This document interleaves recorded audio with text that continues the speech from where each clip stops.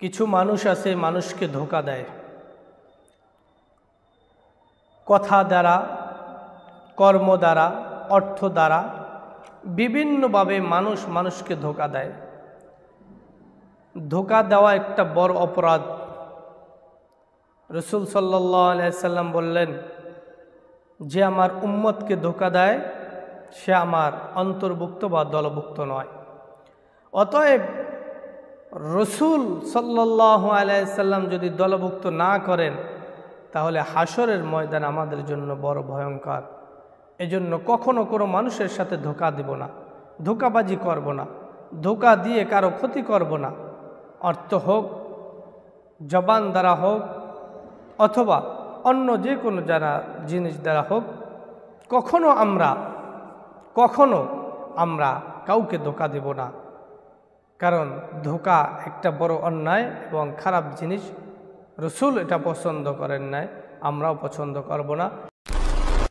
রাসূল সাল্লাল্লাহু আলাইহি সাল্লাম তিনি ইরশাদ করেন, সিজনুল মুমিন ওয়া জান্নাতুল কাফির। এই দুনিয়াটা মুমিনদের জন্য একটি জেলখানা, কাফেরদের জন্য বালাখানা।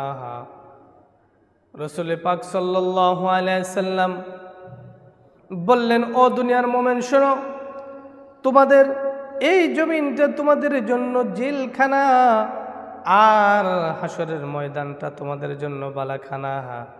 এজন্য দুনিয়ায় যারা জেল খাটতে যায়, অন্যায় অপরাধ করে জেলে নিয়ে যায়, যতটুকু প্রয়োজন এর চেয়ে একটা চুল পরিমাণ তা বেশি কোনো জিনিস নেয় না। কারণ জানে এখানে কয়েক মাস, কয়েক বছরের জন্য আমরা থাকব, কয়েক দিনের জন্য আমি থাকব। অতএব আমাদের এত কিছু প্রয়োজন নাই। সামান্য কিছু যেটা না হইলেই না, এটা নিয়ে চলি, কারণ কিছুদিন পর বের হবে। আল্লাহ রাব্বুল আলামিন বলেন, এই মুমিনদের জন্য এটা এমন একটা জেলখানা, দুনিয়ায় যা কিছু প্রয়োজন এর বাহিরে কিছু করতে যেও না। যতটুকু প্রয়োজন এতটুকু তুমি নিয়ে সন্তুষ্ট থাকো। তুমি সর্ব অবস্থায় মনে মনে রাখবে, হাসরের ময়দান আমার বাড়ি, হাসরের ময়দানে ওখানে আমাকে থাকতে থাকবে। বরজখ, কবর জগৎটা কত ভয়ঙ্কর। কেউ সাথে হবে না, কেউ সাথে যাবে না। আজ পর্যন্ত কোনো ইতিহাসে এমন কোনো ঘটনা নাই যে কেউ আল্লাহ রসুলের সাথে গেছে অথবা নিজের কবরের সাথে অন্যকে দিয়ে দিয়েছে বা নিজে গিয়েছে, এরকম কোনো ঘটনা নাই। অতএব মুমিন বান্দা মনে রাখবে, এই দুনিয়াটা তোমার আমার জন্য জেলখানা, আর আখিরাত হলো বালাখানা।